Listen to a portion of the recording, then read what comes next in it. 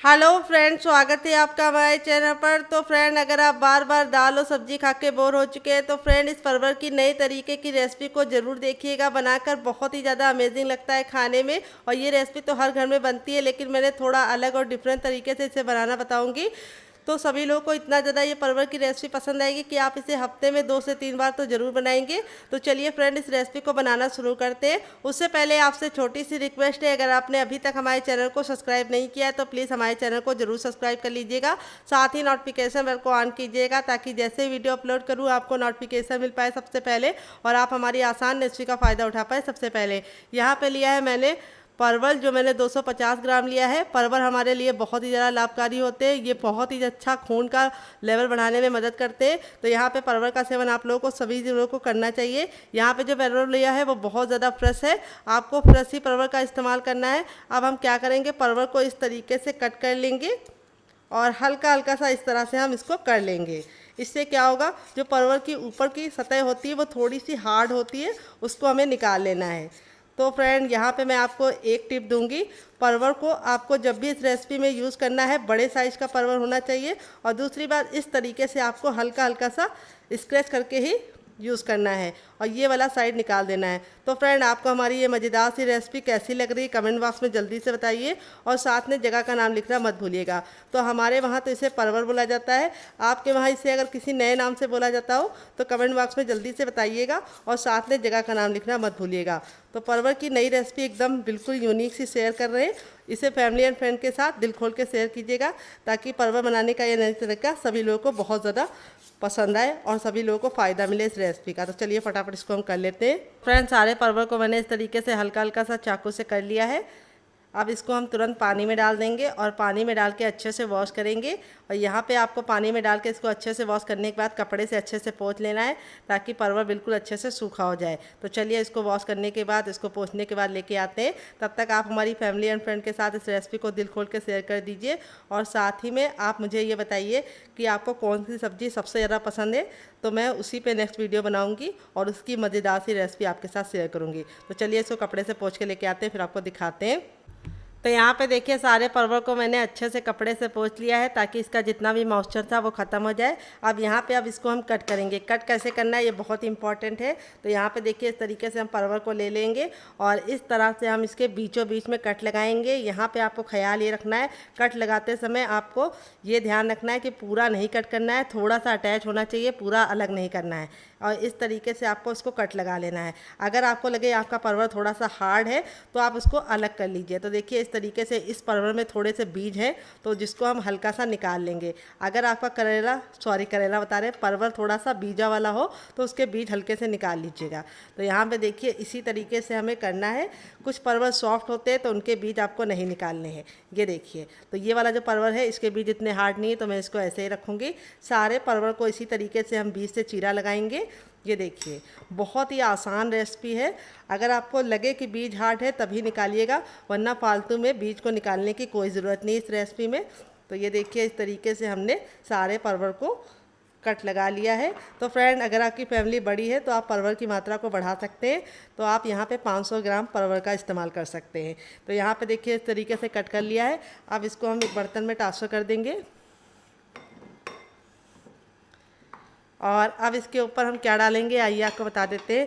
तो अब इसमें हम डालेंगे हींग 1 से 2 चुटकी, और अब इसमें हम डालेंगे नमक, और थोड़ी सी हम इसमें डालेंगे हल्दी।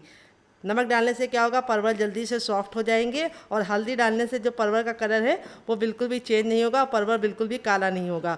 तो ये स्टेप आपको ज़रूर फॉलो करना है, इससे परवल सॉफ्ट हो जाएंगे और रेसिपी बहुत ही गजब की बनेगी और खा के मज़ा आ जाएगा। तो यहाँ पे हमें इसको कम से कम 5 मिनट का रेस्ट देना है, इसी तरीके से रख देना है कवर करके। तो चलिए, जब तक ये साइड में है हम इसको दूसरा रख देते हैं साइड में और दूसरा काम करते हैं।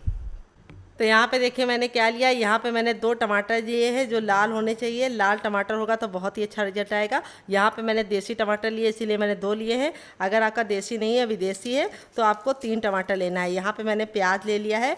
अगर आप प्याज नहीं खाते तो स्किप कर सकते हैं डियर। प्याज हमने 2 छोटी छोटी ली है। अगर आपके पास बड़ी वाली है तो आपको सिर्फ 1 प्याज की ज़रूरत होगी। तो प्याज डालने से बहुत ही बढ़िया रिजल्ट आएगा। यहाँ पर हम फटाफट प्याज को छील लेंगे।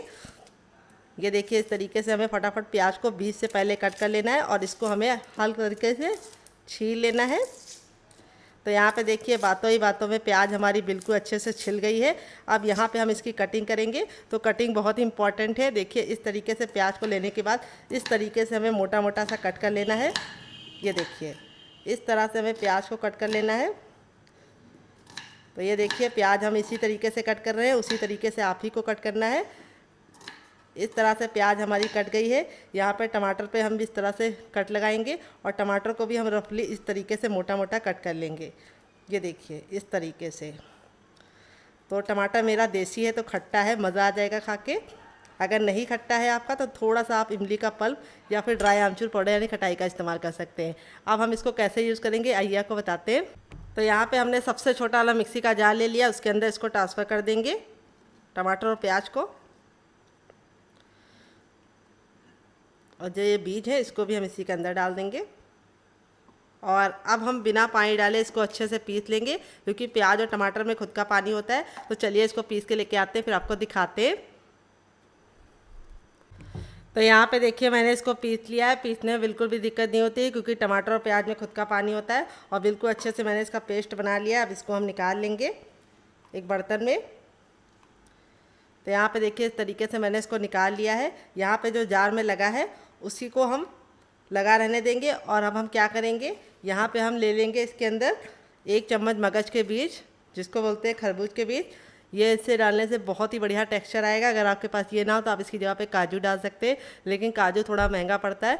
तो मगज के बीज डालेंगे तो बहुत ही अच्छा टेस्ट भी आएगा और काजू की ज़रूरत नहीं पड़ेगी। नहीं तो आप मूंगफली भी डाल सकते हैं। 4 से 5 कलियाँ लहसुन की, जिसको हमें छिलके के साथ डालना है, क्योंकि मेरा लहसुन नया लहसुन है। अगर आपका पुराना है और उसका छिलका पीला है तो उसको हटा दीजिएगा, क्योंकि वो हार्ड होता है। 2 ग्रीन चिली, जिसको इस तरीके से तोड़ कर डालेंगे। ढेर सारा हरा धनिया और 1 इंच का अदरक डाल देंगे।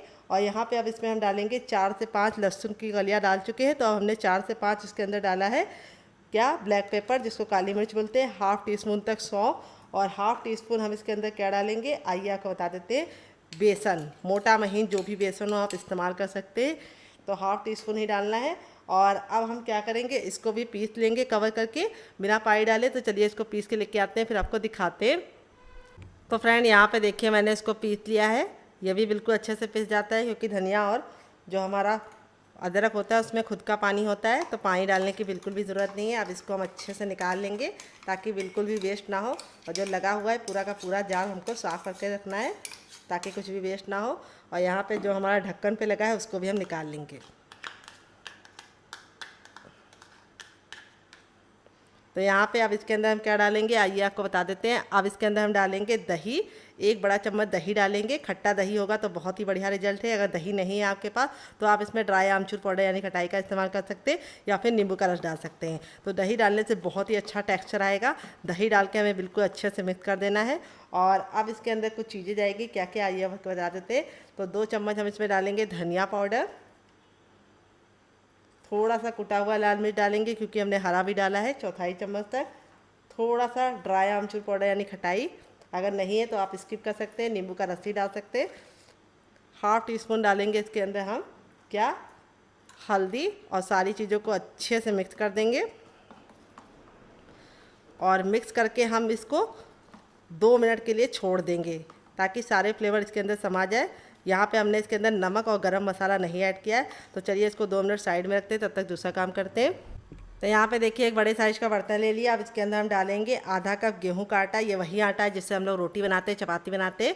वेट नहीं है, मुश्किल से हमारा 50 ग्राम है। नाप में ये ½ कप है। अगर आपका कप छोटा है तो आपको पूरा कप लग जाएगा। अब इसमें हम 2 चम्मच डाल देंगे बेसन, मोटा महीन जो भी बेसन हो आप इस्तेमाल कर सकते हैं। और 2 चम्मच इसमें डालेंगे सूजी, जिसको रॉय बोलते हैं, सेमेलिना बोलते हैं। अगर इसका कोई नया नाम हो तो कमेंट बॉक्स में ज़रूर बताइएगा। और अब हम थोड़ी सी कसूरी मेथी लेंगे, जिसको हमने तावे पे भून लिया, ये डाल देंगे। और थोड़ा सा धनिया डालेंगे, जिसको हमने इस तरीके से मोटा मोटा कट कर लिया है। थोड़ी सी अजवाइन, जिसको हम इस तरीके से हथेली पे लेके अच्छे से मसल कर डालेंगे।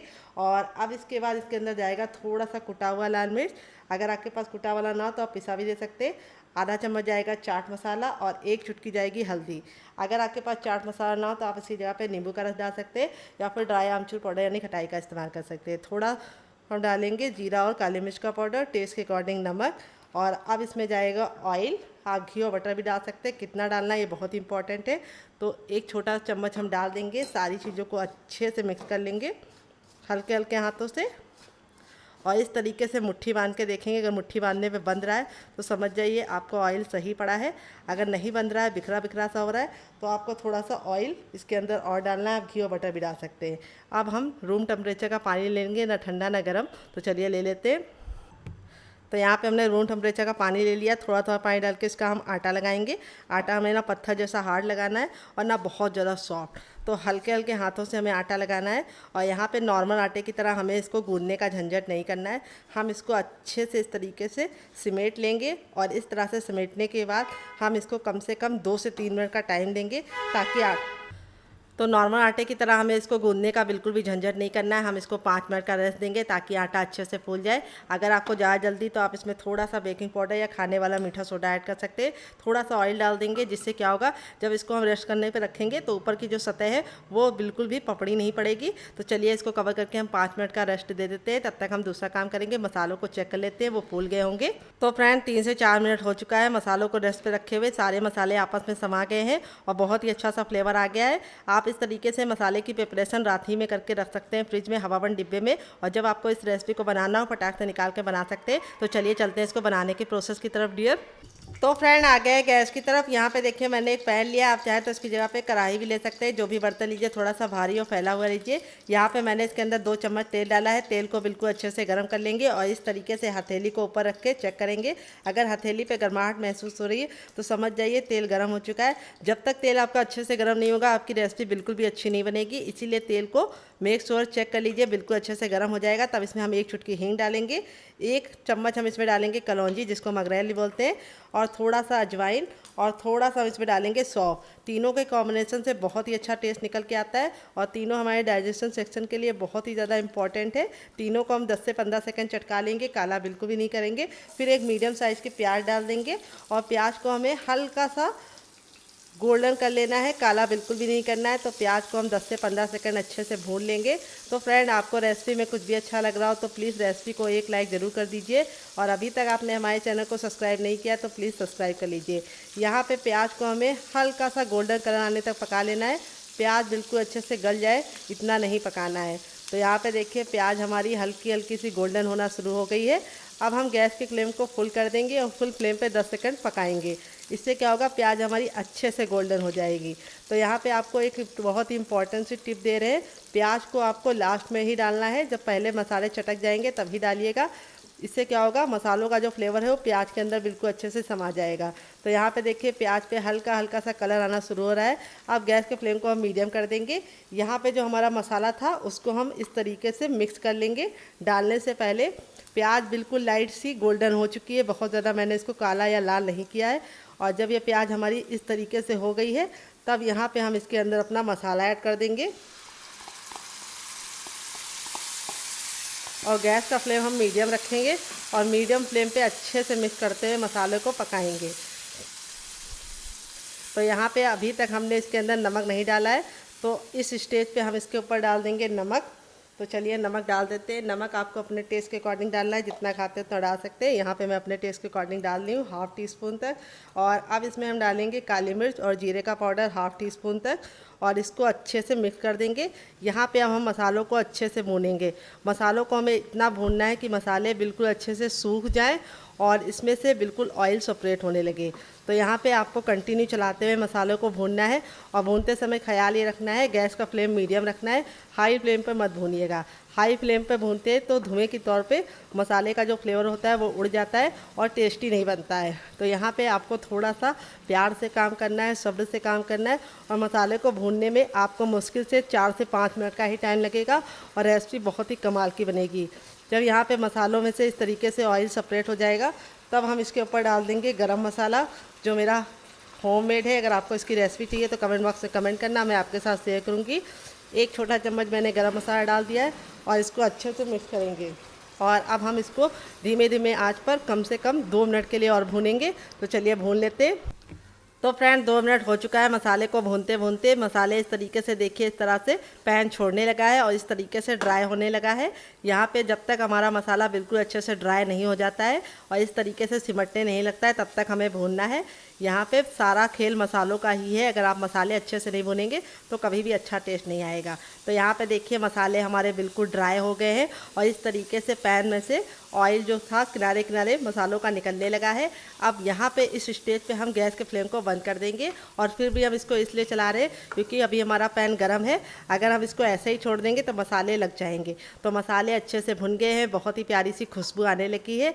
जब आपको लगे मसाले बिल्कुल अच्छे से भुन गए हैं, खुशबू प्यारी से आने लगी है, तो अब आपको गैस के फ्लेम को बंद कर देना है और इस मसालों को हम ठंडा होने के लिए छोड़ देंगे। गर्म इस्तेमाल नहीं करेंगे, नहीं तो हाथ जल जाएंगे। तो चलिए इसको हम साइड में रखते हैं, तब तक हम अपने आटे को चेक कर लेते हैं वो फूल गया होगा। तो फ्रेंड यहाँ पे देखिए आटा हमारा बिल्कुल अच्छे से फूल गया। अब इसको हम 10 से 15 सेकंड अच्छे से मसलेंगे और मसल के चिकना कर लेंगे।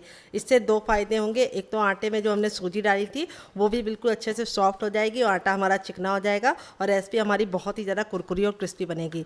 बहुत सारे लोगों की शिकायत होती है जब वो रेसिपी गरम गरम खाते हैं तब तो वो कुरकुरी रहती है, लेकिन बाद में खाते हैं तो वो सॉफ्ट हो जाती है। उसका कारण ये है कि आप आटे को अच्छे से मसलते नहीं हैं। अगर आपको लगे कि आपका आटा अच्छे से चिपक रहा है नीचे, तो आप थोड़ा सा ऑयल लगा लीजिए अपनी हथेलियों पे और फिर से इसको 10 से 15 सेकंड मसलिए। तो मसल के बिल्कुल अच्छे से चिकना कर लिया है। यहाँ पे अब हम ले लेंगे चकला और चकला लेने के बाद अब हम आटे को इस तरीके से दो भागों में डिवाइड करके एक भाग को हम साइड में रखेंगे और एक भाग के साथ हम काम करेंगे। तो यहाँ पे हमारा इस तरीके से हमें लोई रेडी करनी है। थोड़ा सा हम सूखा आटा डालेंगे और इस तरह से हम इसके ऊपर घुमा देंगे। तो इस रेसिपी को मैं गेहूं के आटे के साथ बना रही हूँ, आप चाहे तो मैदे के साथ भी बना सकते हैं, लेकिन गेहूं के आटे के साथ बनाएंगे तो हेल्दी होगा। मैदा हाथों में चिपक जाता है और वो हेल्दी नहीं होता है। तो बच्चों के लिए बना रहे हैं, हस्बैंड के लिए बना रहे हैं या अपने लिए बना रहे हैं, तो मेक श्योर कोशिश कीजिए गेहूँ के आटे का ही बनाइए। बहुत ही बढ़िया रिजल्ट आता है क्योंकि हमने इसके अंदर सूजी और बेसन डाला है, जिसकी वजह से ये बहुत ही कुरकुरा और क्रिस्पी बनता है। तो सबसे पहले हम इसको इस तरीके से बेल लेंगे, थोड़ा सा मोटा सा। तो देखिए इस तरीके से बेल लेना है। अब थोड़ा सा इसके ऊपर ऑयल लगा लेंगे, हल्का हल्का सा। आप घी और बटर भी लगा सकते हैं। तो यहाँ पे मैंने रिफाइंड ऑयल इस्तेमाल किया है। अब इसको इस तरीके से हम फोल्ड कर देंगे और फिर इसके ऊपर भी हमें एक साइड पे इस तरीके से लगा देना है, दूसरे साइड पे लगा देना है और इस तरीके से हमें ऑयल लगाने के बाद इसको फोल्ड कर देना है। ये देखिए इस तरीके से हो गया है फोल्ड। अब थोड़ा सा सूखा आटा लगा लेंगे चारों तरफ से और अब इसको हम रोल आउट करेंगे। तो यहाँ पे मैं 3 एंगल बना रही हूँ पराठे। आपको चाहिए तो आप इसे 4 एंगल या फिर आप इसे गोल भी बना सकते हैं। यहाँ पे ये पराठे को बनाते समय आपको ख्याल ही रखना है, पराठों को हमें बहुत ज़्यादा पतला नहीं बेलना है क्योंकि ये पराठे थोड़े से खस्ता और मोटे ही अच्छे लगते हैं, जिससे इसका जो टेस्ट है बिल्कुल अच्छे से निकल के आता है और जो रेसिपी बना रहे हैं उसके साथ इसका कॉम्बिनेशन अलग ही लेवल का होता है। तो जब भी आपके वहाँ मेहमान आ जाए तो परवर की रेसिपी के साथ ये पराठे उनको शेयर कीजिएगा, यानी सर्व कीजिएगा और आपकी तारीफ़ किए बिना वो नहीं रह पाएंगे। तो यहाँ पे देखिए इस तरीके से हमने पराठों को बेल लिया है, बिल्कुल अच्छे से हमारा पराठा बेल गया है। अब चलिए चलते हैं इसको सेकने की तरफ। तो फ्रेंड आ गए गैस की तरफ। यहाँ पे देखिए मैंने एक तावा ले लिया है। यहाँ पे पराठे बनाते समय आपको बहुत ही इंपॉर्टेंट सी टिप देंगे।